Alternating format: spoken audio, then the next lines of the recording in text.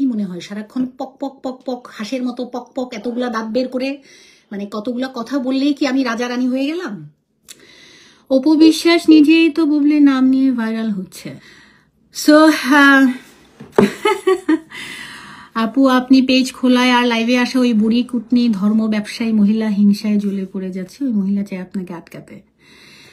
নোংরা, এই নোংরা নামটা আসলে ট্রাস্ট মি, আমি আসলে আমার লাইভে আমি চাইও না, বাট তা কদু মূর্খের জন্য আপনাকেও হারাইলাম।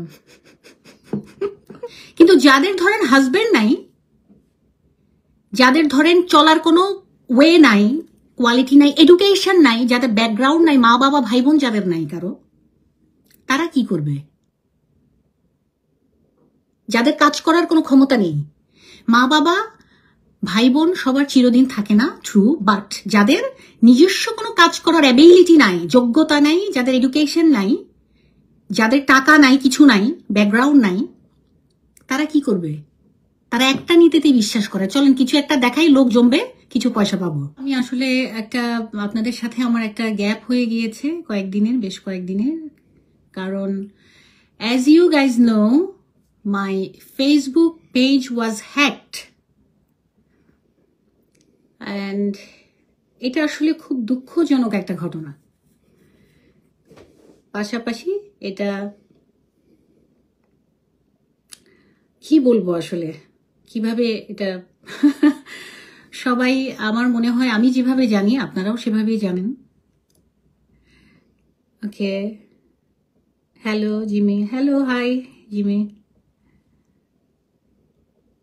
ওকে, তো হ্যাক হয়ে গেছে পেজ অ্যান্ড দ্যাটস ওয়াই আপনাদের সাথে আসলে ওভাবে আমার যোগাযোগটা হয়ে ওঠেনি। আমার প্রোফাইল ঠিক ছিল, প্রোফাইল ঠিক আছে ইনশাল্লাহ, বিকজ ইটস ভেরিফাইড প্রোফাইল।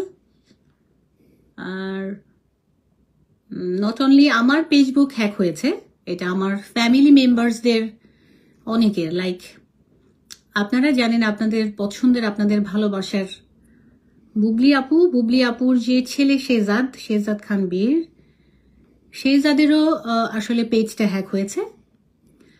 তারপর আমার ছোট ভাই, আমার one and only brother Zahid Hasan Akash, ওরও পেজটা হ্যাক হয়েছে। তো স্বাভাবিক, এখন তো আসলে সাধারণ জনগণ হোক আর যেই হোক, মানুষ যারাই হোক না কেন, সবাই এই ব্যাপারগুলো আসলে বুঝতে পারে। একটা ফ্যামিলিতে যখন 3-4 মানুষের একসাথে পেজ বা প্রোফাইল বা ফেসবুক অ্যাকাউন্ট হ্যাক করার যে কাহিনীটা, এটা খুব রেয়ার, ভেরি রেয়ার, আমি কখনো শুনিনি এটা। আমার ফেসবুক প্রোফাইলে so many celebrities, so many producers, director, musicians, journalist, everyone is there. আমি তাদেরও কোনোদিনও শুনি নাই যে কারো এরকম হয়েছে, যে ইটস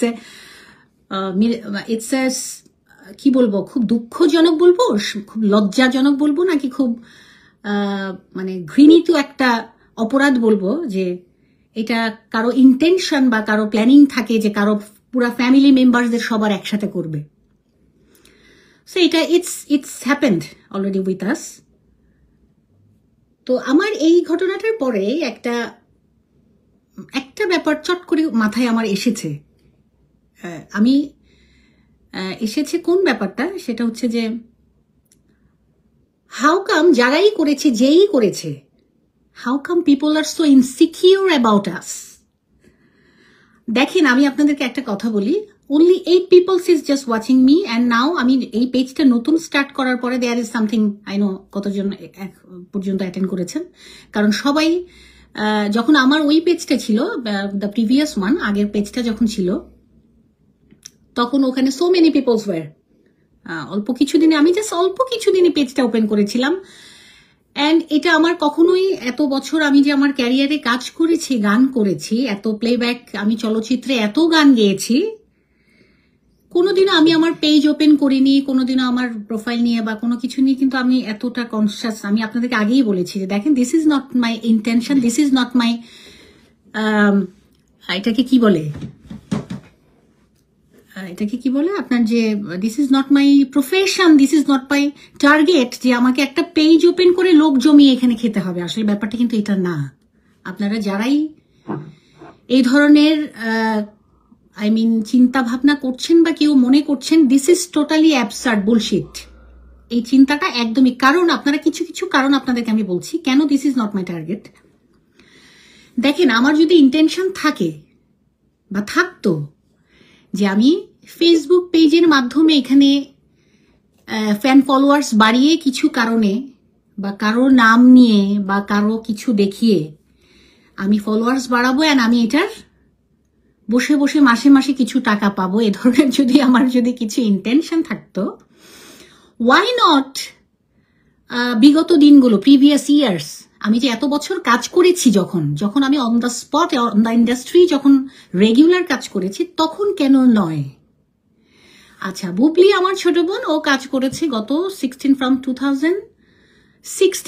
সাল থেকে সে started to job the FDC. তো সেখানে আজকে 24 ইজ জাস্ট গোয়িং অন। এত বছরে দেখেন, আমি কিন্তু গানও করেছিলাম, ওর মুভি হোক, যার মুভি হোক, আমি গানও কাজও করেছি টুকটাক, বা আমি কানাডাতে আছি, কানাডাতে আমার ফ্যামিলি, আমার সেটেলমেন্ট, আমি বাংলাদেশে গেছি, কাজ করেছি, তখনও কিন্তু আমি এই জিনিসগুলো করিনি। এবং তারপরে যেটা, যে কেউ যদি বলে থাকে যে হঠাৎ করে তাহলে আপনি এখন, আসলে ব্যাপারটা কেন, ব্যাপারটা শুধুমাত্র আমি একটা কথাই আপনাদের বলবো, this page is Y is reopening. আবার কেন পেজ করেছি? শুধুমাত্র কিছু সিলেক্টিভ কিছু মানুষ আমাকে ভালোবাসে, ওই কারণে। আমি ওই মানুষগুলো আমাকে খোঁজে, ওই মানুষগুলো আমার গান, আমি কি কি গান গেয়েছি সেইগুলো গানগুলো সম্পর্কে জানে। খুব কম মানুষ আমাকে জানে, যদিও আমি আপনাদেরকে আগে, আমি যখন আমার আগের পেজটাতে কথা হচ্ছিল অনেকবার, তখন বলেছি যে দেখেন, আমার ইনবক্সে অলওয়েজ সব মানুষ, সব ফ্যান্স ফলোয়ার্সদের, কিছু কিছু মানুষদের নকিং থাকতো অলওয়েজ, আপু আপনি কোথায়, হারিয়ে গেলেন কোথায়, আর ইউ অ্যালাইভ, আপনি কি জীবিত, আপনি কি কাজ করছেন না, কেন করছেন না, কোথায় আছেন, আপনি কি বাংলাদেশে না কানাডাতে? এই যে প্রশ্নগুলোর জবাব দিতে দিতে না আমার মাথায় তখন আমাকে সবাই, আমার যারা শুভাকাঙ্ক্ষী, আমাকে যারা ভালোবাসে, আমার ফ্যামিলিকে যারা ভালোবাসে,